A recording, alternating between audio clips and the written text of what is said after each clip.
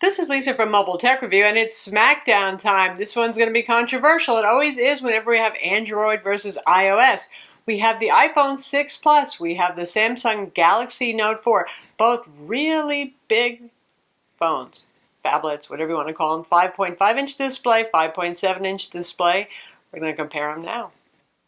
Well, doubtless this will get you guys up in arms at each other in the comments section. Be kind to each other. Get along. You know, I was actually impressed. I was on XDA developers forums and I was seeing folks say, well, nice things about the iPhone 6 Plus in a Note 4 thread. Wow. Likewise, I've seen some Mac forums where people are saying nice things about the Galaxy Note 4. So you know what? These days, people mix and match. Sometimes you have an iPhone and you have an Android tablet or vice versa. They both have their merits. That gets to the first point. If you are a diehard Android or iOS person, you love the way it works, you couldn't imagine anything better, well, then go with the operating system you like best. Really, nothing is going to change your mind so much. However, if you're open-minded, if you like the best of both worlds, keep watching and it might help you decide which of these you like better. Obviously, both very big screen phones here, and surprisingly, the iPhone with the 5.5-inch display is a little bit taller than the Galaxy Note 4. 6.22 inches versus 6.03 inches. Neither of these is petite by any means. It takes a roomy pocket to hold them or a good-sized hand. But still, phablets are all the rage now. Everybody's used to them. So I think you know what you're getting into if you want that big screen experience. I suspect Apple was kind of flaunting the size, right? They didn't exactly try to make this very small. They want you to feel like you got the most humongous iPhone ever. It is humongous. Skinny. It is skinnier than the Galaxy Note 4. That's a double-edged sword in terms of having something to actually hold on to. Well, it's a little bit harder to grip. Also, the curved edges, which look awful nice, you got the usual aluminum unibody design on the iPhone, can make it a bit slippery. And the straighter edges on the Note 4, now I have pretty big hands, so they don't gouge me at all. My hand wraps around fine. I find that a little easier to hold. However, which takes up more room in your pocket, you'll feel the thickness. Obviously, the iPhone's a little slimmer there. I don't think anybody's going to argue that the iPhone 6 is one little slippery bar of soap. When it comes to aesthetics, Samsung has upped their game. They have put metal around the edges, genuine real metal, even though we've got some colored finish on the top to match the phone, available in your choice of charcoal black or this very bright white color right here. Still on the back we have plastic, and you know, there's a reason for plastic. It's lighter and it allows for a removable battery, accessible storage card slot, stuff like that. But for those of you who are into I like the beautiful metal unibody phones. I like the HTC One M8. I like the iPhone. Even gimme glass like in a Sony Xperia Z. You're probably going to like the look of the iPhone better. The design maybe is a little bit controversial because they finally left the Leica-inspired squared-off design, but I think it's a pretty nice phone. Antenna lines and all. And the Note is not a bad looking phone. I think this is the most tasteful phone that they've made yet in terms of design subtlety. No bright chromy look on it. Nothing too jarring on the look. So when it comes to aesthetics, that's up to you. Also, if you're just going to put a case on anyway and not enjoy the beauty of the phone, which most of us have to do because we don't want to drop them, it becomes a moot point, maybe. I think people do still care a lot about the way their phones look. When it comes to the display, and as ever, you know, in every Android versus iPhone thing, there's always going to be higher end specs on the Android phone. That's how Android makers fight back at the iPhone. They can say, we do this better, we do that better, we have higher numbers, and so on. So that's going to continue here. We have our 2560 by 1440 display on the Samsung Galaxy Note 4. Super AMOLED as ever. Samsung makes the Super AMOLED displays in the world, and they always go with that for those zingy bare and live colors. Here we have an IPS Full HD 1920 by 1080 display. So 401 ppi versus 515 ppi.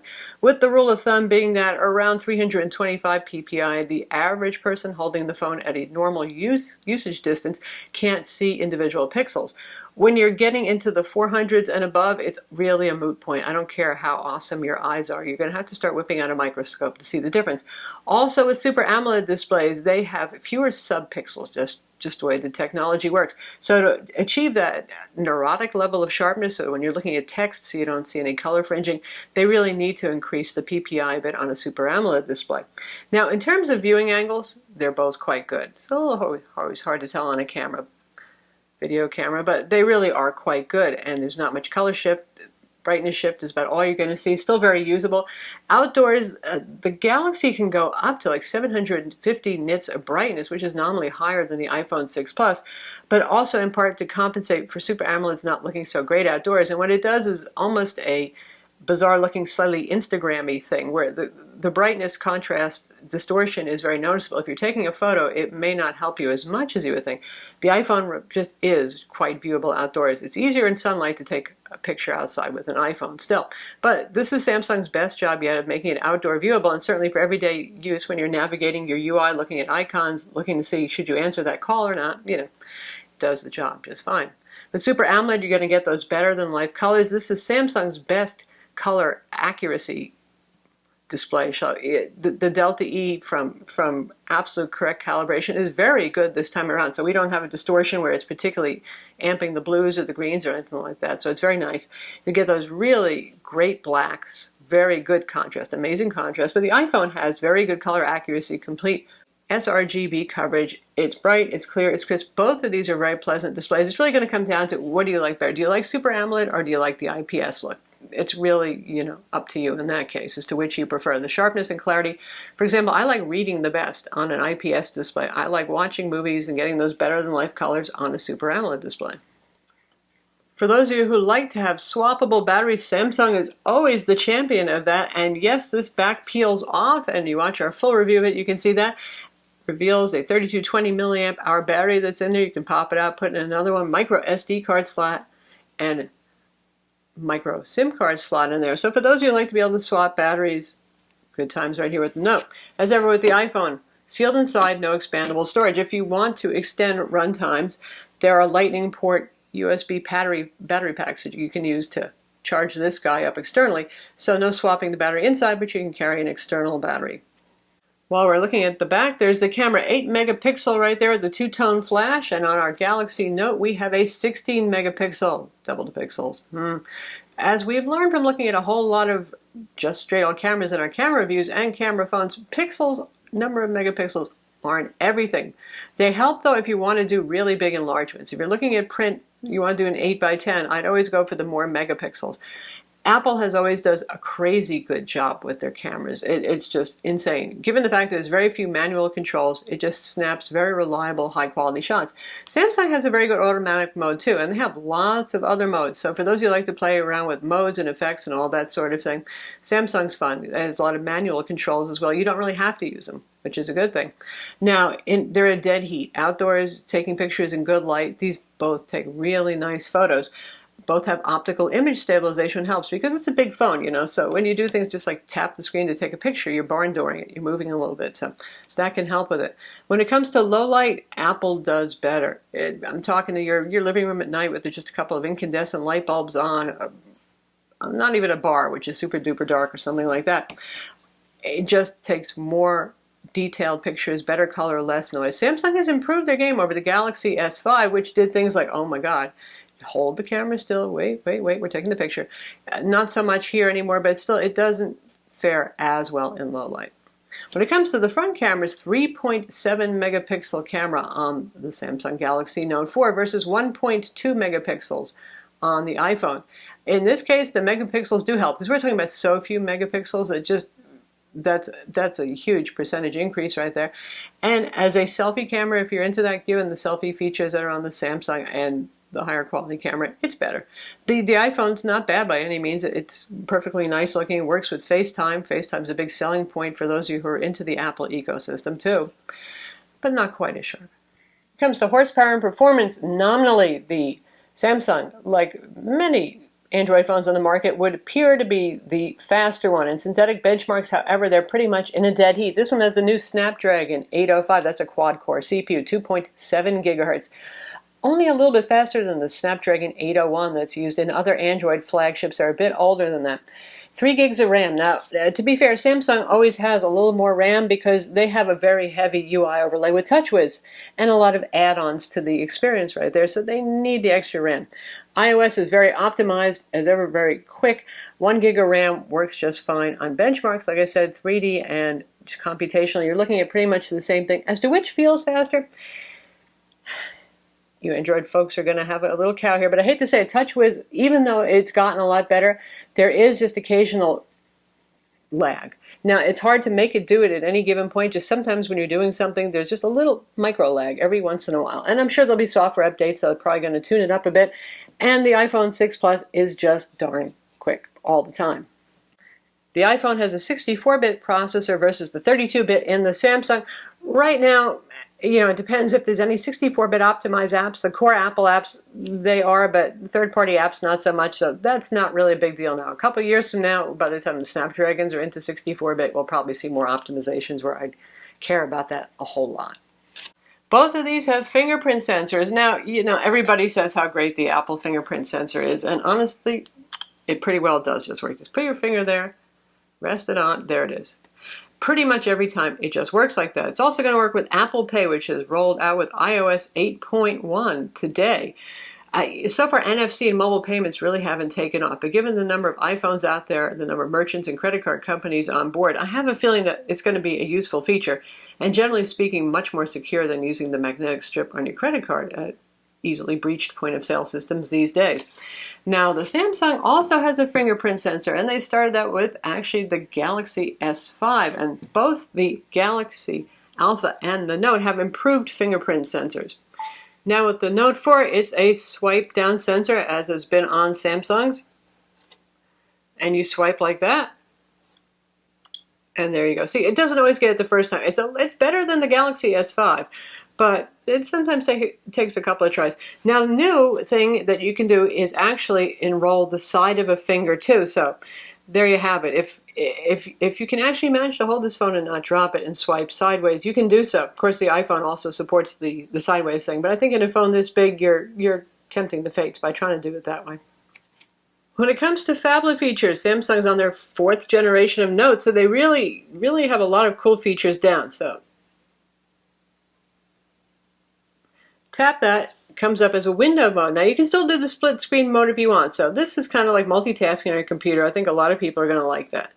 Tap on that. I have another floating window. I can move it around with the pen. I can resize these things. So that's something that I think a lot of folks can relate to right away. It works like it does on their computer. There's enough screen real estate here that you can actually, potentially make use of that. You can maximize something just by dragging it up and keep the other floating window there. Pretty cool stuff right there.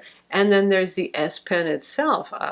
So for those of you who really like this active digital pen based on Wacom technology, very precise for writing, much better than a capacitive stylus. You can put your hand on the screen when you write. It won't vector, it won't pick up your hand input. Good for art, nice, accurate, all that sort of thing. If that appeals to you, then, well, obviously the Note 4 is pretty much the only game in town that has that feature. When it comes to phablet-oriented sort of applications, Apple has customized some of their apps. This is a Messages app right here, so you have a 2-pane view in landscape mode. That's about it right now. Now, the thing is with the Apple ecosystem, obviously, yes, it works in landscape too in the home screen, you never know what developers are going to come up with. They're a very creative bunch, and I bet a bunch of the applications are going to start making very good use of the screen real estate with split screen views and stuff like that. The CNN app already does that, for example, as well. So what this will be like 6 months from now is going to be very interesting. In terms of customizations that Apple has done specifically to be phablet-y, they haven't touched the OS as much as Samsung. It's the usual, keep it simple, keep it working like an iPhone. In the same vein that folks said an iPad was just a big iPhone at first. Of course, I don't think people even bother saying that anymore, but still, the UI is pretty much the same as it is on a smaller iPhone. And that can be a good thing if you like it simple and you like it consistent. But if you're a power user and you want to do that window multitasking, all that sort of thing, just like the customizable widgets on Android, putting different ROMs on there, although this guy is different. AT&T has a locked bootloader, a little bit harder to ROM on that. You get the idea. Simple, customizable, a pocket computer. That is really what it comes down to. And the pen, those are the two important things to keep in mind when trying to decide between these phones. They both cost around the same. $299 starting price on contract in the US and around $750 or so full retail, depending on your carrier, a little bit more, a little bit less. For the Galaxy, there's more price variation. It is set in stone for the iPhone 6 Plus. One more point is battery life. The Note series has always been really, really impressive when it comes to battery life. So far, our AT&T review unit, it's been okay. It hasn't been as stellar as previous generation Note 4s. Now, I know overseas Samsung has already released an update that's supposed to improve battery performance. We haven't gotten it here yet on AT&T. I hope we do, but it's an all-day phone, but it used to be with a Note you could go 2 days, day and a half. So far, it's pretty much been an all-day phone. That's the way it's rolling with us. Not a whole lot of applications or background processes installed on there. It's just the way it's doing, and that's with the Snapdragon CPU. That's all that we have available in the US. The iPhone 6 Plus, slightly smaller battery. I mean, they're both pretty big, 2915 milliamps versus 3220 here. But the iPhone 6 Plus really is a 2-day phone. It just really keeps going. One thing that stands in favor of the Galaxy Note 4 is it does support Quick Charge 2.0, and it's one of the few phones that actually comes with a Quick Charge charger in the box. You don't have to buy it extra like you do with some Motorola or HTC phones. And they say in half an hour you can get up to 50% charge back. Of course, the battery in the Note 4 is a bit bigger than the average smartphone, but really it does charge incredibly fast. In a half an hour, I've seen it go up by about 35 to 40%, no problem. So it fights back a little bit there. As long as you have access to a charger, you can top that thing up miraculously quickly. So in the end, the moral of this story is they're both really nice phones that I would not mind owning. For the iPhone, as ever, it's that simplicity and generally, on average, higher quality applications, a bit more polished on iOS. Tier 1 games still tend to come out first for the iPhone before they hit Android. Not always, but sometimes. Anyway, it's polish, it's simplicity. That's what it's about. Galaxy Note 4 is that computer in your pocket. It is super powerful. It's very customizable. It has the pen. Which of those appeals to you? You should base your decision on that. So that's the fabulous phablet, the Note 4 versus the first really big iPhone, the iPhone 6 Plus. And as ever, every year, and part of this really depends on whether you like Android or iOS better. Some of you have strong preferences, goodness only knows. Others of you are more open-minded, so you get the idea. Simplicity, ease of use as ever. That's the thing with the iPhone. Extensibility, customizability, that's the thing going for Android. And particularly for the Note 4, for those of you who use the pen, there really is nothing like it when it comes to that.